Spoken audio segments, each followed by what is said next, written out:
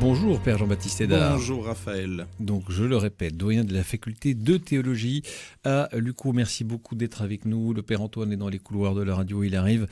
Il y a des travaux autour de la rue Barra, donc ça complexifie un petit peu les choses. Mais je vois qu'il arrive dans le studio. Alors on va commencer tout de suite. J'ai envie de vous demander, avant d'aborder... venez Père Antoine, venez, on n'attendait plus que vous. Installez-vous. Père Jean-Baptiste, peut-être de façon un peu plus personnelle, avant d'attaquer un peu les grandes conséquences du pontificat du pape François, vous, qu'est-ce que vous retenez? Comment est-ce que vous réagissez par rapport à ce pape qui nous quitte? C'est difficile de répondre comme ça. J'ai d'abord prié pour lui. J'ai célébré la messe 1 heure après l'annonce de son décès parce qu'il a besoin qu'on prie pour lui. Il l'a demandé la veille à midi, au moment de l'Angélus et de la bénédiction. Il l'a fait très souvent, ça. Il a énormément demandé qu'on prie pour lui. Oui, mais parce qu'il se reconnaissait lui-même, il était perçu à juste titre comme proche des pauvres, des petits, mais parce qu'il se considérait lui-même aussi. Il avait conscience de sa pauvreté, de sa petitesse. Et donc, il a commencé son pontificat en demandant à ce qu'on prie pour lui. Il conclut son pontificat en demandant à ce qu'on prie pour lui. Et donc, c'est la première chose que j'ai faite, parce qu'il en a besoin, comme chacun d'entre nous. Voilà. Et puis, en rendant grâce pour ce que Dieu aura donné à l'Église par ce pontificat-là, puisque nous le croyons, c'est le pape que Dieu a voulu pour l'Église, à cette période-là, à ce moment-là, pour affronter ce que l'Église a affronté. Et donc, c'était l'action de grâce pour cela, pour tous les fruits de ce ministère du Saint-Père. Père Antoine, votre réaction à vous, peut-être plus personnelle, la façon dont il vous a touché, ou ce que vous retenez de lui pour votre ministère paroissial? Écoutez, ça a été une grande figure. On perd vraiment une grande figure pour l'Église et pour le monde entier. C'est peut-être ce qui m'a touché. Il était il avait son tempérament, mais il était très apprécié en dehors de l'Église. C'était vraiment un phare, vraiment pour le monde dans lequel on vit, pour notre société. Voilà. Et puis pour nous chrétiens, parce qu'il a eu des paroles très prophétiques. Voilà, c'est moi ce qui m'a époustouflé chez lui, mais on en reparlera sans doute. C'est ses qualités de diplomate et sa compréhension du monde moderne. De diplomate, c'est pas forcément le qualificatif qui nous vient le plus rapidement à l'esprit quand on parle du pape François. En fait, il a eu des réussites en politique internationale d'une qualité remarquable. Alors, on va évidemment passer un petit peu de temps. Tout le monde le fait en ce moment. On débriefe beaucoup sur le pontificat du pape François, mais qu'est-ce que vous voulez, on est là pour ça. Je voudrais revenir sur un aspect que vous avez évoqué. Monseigneur Delmas, ce matin, sur notre antenne, évoquait la même chose. C'est un homme de prière. Et il avait dit à Monseigneur, en rappelant à un évêque sa première mission, avant celle de l'enseignement du gouvernement, c'est celle de prier pour le peuple qui lui est confié. Et c'est vrai qu'on le sait peu. Le pape François priait beaucoup, notamment très tôt le matin, de longtemps devant le Saint-Sacrement. C'est important ça aussi de le rappeler. Ça échappe aussi parfois à nos médias qui parlent beaucoup du pape François, qui ne parlent pas souvent de l'homme de prière qu'il était. Oui, il se levait tous les matins à 4 heures, ça c'est quelque chose qui est connu. D'ailleurs au début, ça avait été, il avait fallu à 4h30 ou à 4h15 et que son café soit prêt. Donc il fallait que quelqu'un d'autre aussi se lève pour préparer le café. Mais ça n'arrange pas les affaires de tout le monde, ça. Voilà.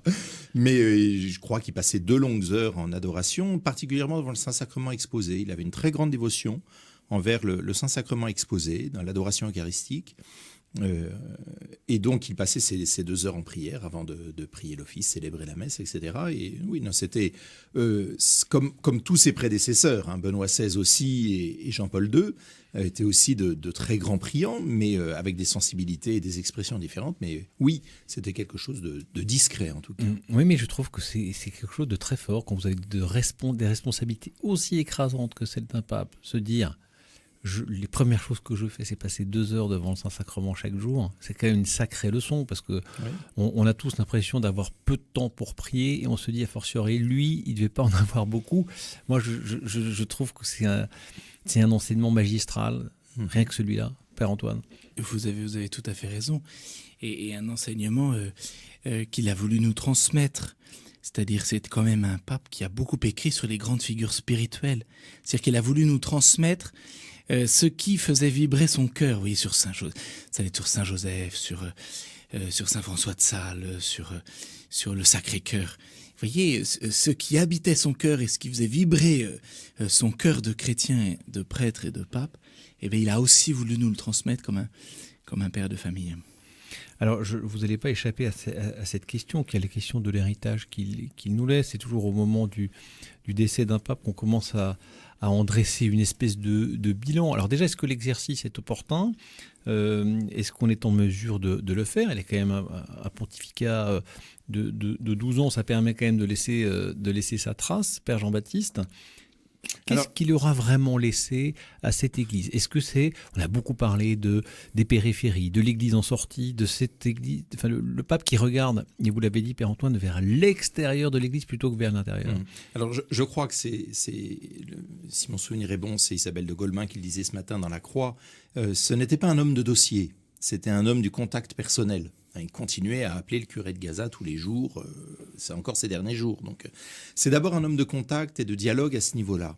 C'est pas un homme de l'écrit, c'est pas un homme qui il va pas laisser l'héritage qu'a laissé un Saint Jean-Paul II ou même un Benoît XVI au point de vue doctrinal. Il a des textes majeurs. Laudato Si, La joie de l'évangile, sont je crois, deux grands textes. Amoris Laetitia aussi, mais les deux, je dirais d'abord les deux autres qui sont les deux grands textes de son pontificat, mais on va distinguer, en parcourant un peu la presse ce matin, je vois qu'on fait toujours référence à 4 ou 5 documents, un peu toujours les mêmes, mais c'est d'abord le style de la personne, c'est d'abord le témoignage personnel, je pense, qui a marqué les gens, qui a rejoint les gens et qui va marquer immédiatement les gens. Voilà. Maintenant, le temps de l'Église est un temps long. Et donc, l'héritage ne se mesure pas simplement au niveau d'émotion qui suit les 48 heures du décès du Saint-Père. Vous allez voir que lundi prochain, les congrégations générales vont commencer, le Saint-Père sera enterré, on va passer à autre chose. Je suis un peu cynique. Le profil du futur pape, mais bien sûr, les papabilés, qui est bien positionné, qui l'est moins. On parle d'un pape italien ou d'un pape argentin. Et puis on va le concevoir, on va l'opposer, ou dans quelle mesure est-ce qu'il va s'opposer à François, dans quelle mesure est-ce qu'il va continuer l'héritage de François, etc., etc. Le temps de l'Église est un temps long. On commence aujourd'hui à apercevoir. Et si vous voulez, il y a deux choses. Dans ce qui a été produit, qu'est-ce qui relève du yaourt et qu'est-ce qui relève de la nourriture qui dure, hein? Qu'est-ce qui passe en 15 jours, comme le yaourt, ou qu'est-ce qui dure dans le temps et qu'est-ce qui va rester. Et donc, dans les réformes, on voit le pape François comme étant certes un révolutionnaire, un réformateur. Oui, il y a des choses, je crois, qu'il a faites qui vont rester. Par exemple, il a nommé une sœur responsable du gouvernorat, il a donné une place plus visible. Vous te rappelez ce que c'est comme fonction ? Le gouvernorat, c'est le gouvernement de l'État du Vatican. Hein, jusqu'ici, c'était toujours un cardinal. Là, vous avez une religieuse qui a comme adjoint un cardinal. Donc, c'est assez original. Pour nous, aujourd'hui, ça nous paraît original. Mais en fait, il a ouvert des possibles à ce niveau-là qui vont rester. Ça, je pense qu'il y a de ce point de vue-là, il y a des choses on a suffisamment avancé, qui ne reviendront pas. Voilà. Et puis, il y a d'autres choses sur lesquelles il a ouvert des portes, mais sans laisser même la manière d'avancer, sans laisser d'indication. Et là, il est possible qu'il y ait des choses qui passent, qui soient et qui ne durent pas. Donc, mais ça, c'est le temps qui nous dira quel sera l'héritage, qu'est-ce qu'on va garder. En attendant, quand le pape est pape, il agit, il parle, il écrit, il gouverne, et ça a un impact quand même sur la vie des chrétiens. Père Antoine Meunier, voilà, qu'est-ce que vous diriez comme héritage qui nous laisse, et peut-être même encore une fois personnellement, en tant que prêtre, en tant que chrétien, quoi. Oui, et je crois qu'il a marqué l'histoire et notre société, c'est ce que je vous disais tout à l'heure, et l'Église. Pour nous, Église occidentale, vieillissante, un peu à bout de souffle, il nous a bien fait comprendre pendant ces 12 années que le cœur de l'Église s'est déplacé. Il a voulu abaisser l'orgueil de cette vieille Europe, et on en avait besoin pour nous dire, mais regardez ailleurs. La force de l'Église et l'espoir de l'Église naît à côté de l'Europe. Et puis il a eu un regard sur le monde quand il a parlé de cette Troisième Guerre mondiale morcelée en morceaux. Je crois qu'il a parfaitement bien compris l'impact dans ce monde actuel de la force des médias et de cette information qui circule, qui fait que quand un conflit se lève en Ukraine, eh ben, ça impacte le monde entier, et le monde entier est en réalité lié à ce champ de bataille, par les médias, par l'économie, etc. Et il a une finesse d'analyse et de regard sur le monde, je crois qui peut nous marquer. On va peut-être sans doute en parler, mais vous voyez le rapprochement entre Cuba et les États-Unis, ben, enfin, c'est remarquable, remarquable. La rencontre avec Kirill de Moscou à la Havane, ça c'est un point fort pas que de son pontificat, mais de l'histoire de notre Église et de notre humanité. Je voudrais revenir sur ce que vous disiez, Père Antoine, sur la façon dont il a secoué un petit peu l'Église occidentale. Il faut reconnaître, et on n'en parle pas trop, je trouve, en ce moment. Oui, on va dire que les catholiques français en particulier se sont pris un peu une claque en disant attendez, faut faire un petit peu le ménage dans votre façon de vivre votre foi qui a tendance à être un petit peu plus identitaire, un peu plus tourné vers la tradition. Enfin tout ça, ça a piqué quand même. Hein, Père Jean-Baptiste, comment est-ce que vous réagissez par rapport à ça? Parce qu'il y en a beaucoup qui disaient, le pape François, oui, on l'aime bien, mais enfin bon, là-dessus, je suis pas d'accord, là quand même, il va trop loin. Il a dérangé quand même le bon catho. C'est évident qu'il a dérangé en France, il a dérangé aux États-Unis, il a dérangé dans certains milieux. Et pas que dans ces milieux-là non plus. Hein. Certaines positions ont pu déranger plus largement. Même sur certains sujets, il pouvait donner l'impression de donner d'une main et de reprendre de l'autre. Donc ça, c'est sûr que parfois la cohérence des gestes et des paroles était pas toujours évidente à percevoir. Mais pour ce qui est de la France et de la question du courant traditionnaliste ou autre, je pense dans la suite de ce que disait le Père Antoine, il faut remettre ça au niveau de l'Église universelle.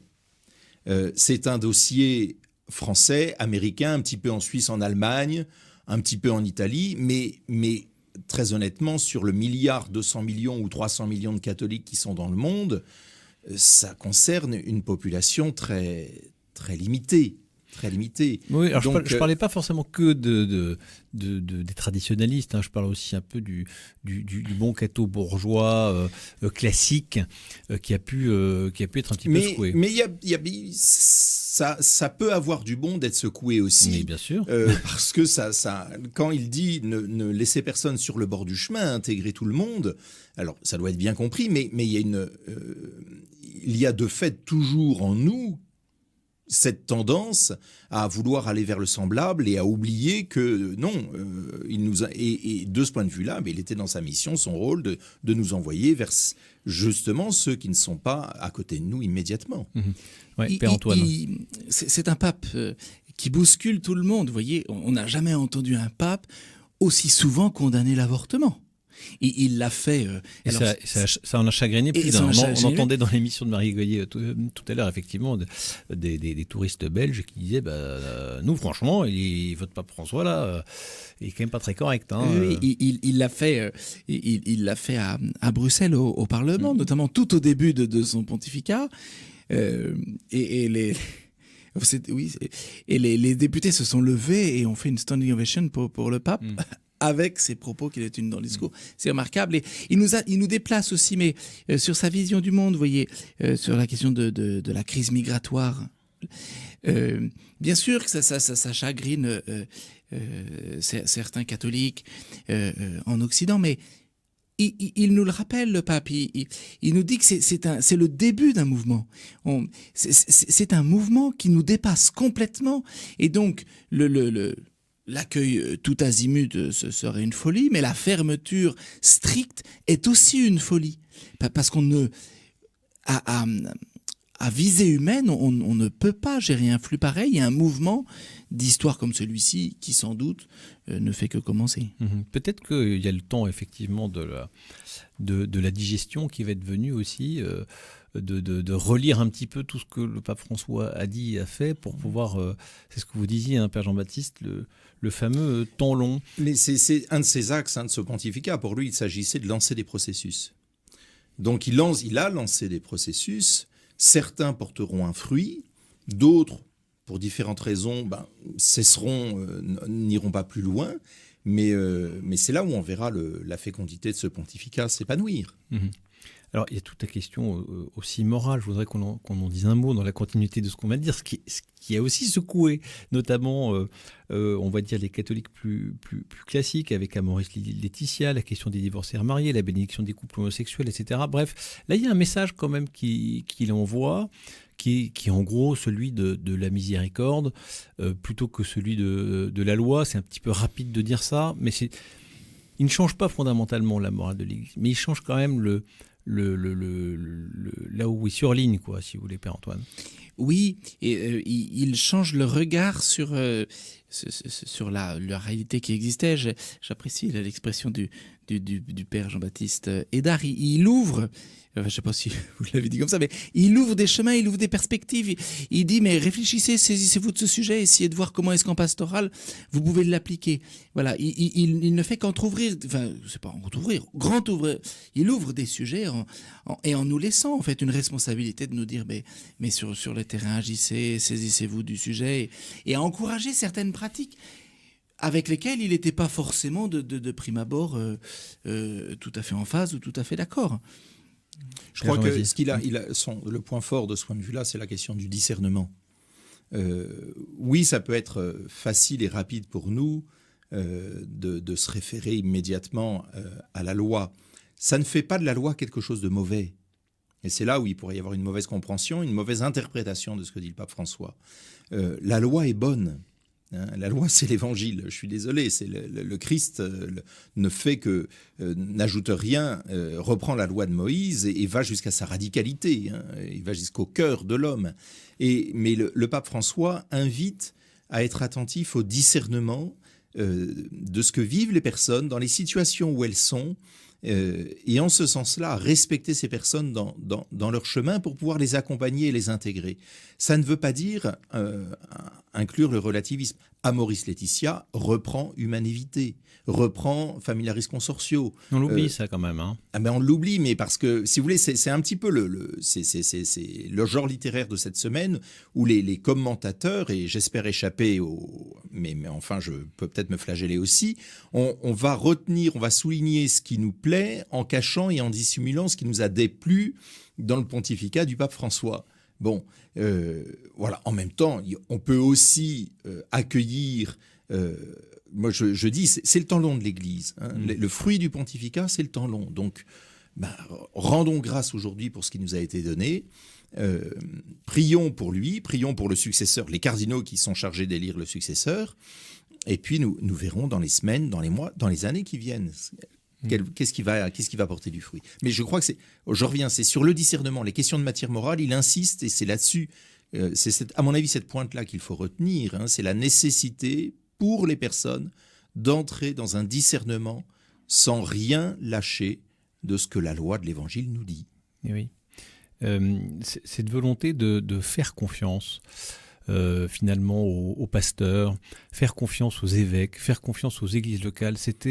En tout cas, il y avait cette volonté d'énormément décentraliser l'Église. On parlait même d'un projet de ce que les conférences épiscopales aient beaucoup plus d'autonomie. Qu'est-ce que vous en pensez ? C'est un mouvement important qu'il a enclenché, qui est souhaitable, qui est inéluctable ou pas, Père Antoine ? Alors, inéluctable, l'histoire nous le dira. Souhaitable, je pense, oui. Ça avait déjà été le cas avec Benoît XVI, où en fait, on n'attendait pas, nous, comme pasteurs, que la bonne parole descende directement de Rome pour qu'on l'applique. Et ça, Benoît XVI le pratiquait déjà. Avec François, il y avait cette figure un peu charismatique. De fait, il est intervenu dans certains diocèses de manière assez précise et assez directe, ce qui s'était jamais vu, ce qui a un peu troublé. Et en même temps, il nous renvoyait à notre discernement. Une chose que j'ai appréciée aussi, c'est qu'il aille chercher des cardinaux. Il nous a surpris quand même. Il aille chercher des cardinaux à l'autre bout du monde, absolument pas dans le sérail. La première fois qu'il a nommé le cardinal un évêque des Samoa, si vous voulez, le monde a écarquillé, enfin le monde catholique a écarquillé les yeux en disant mais c'est une nouveauté.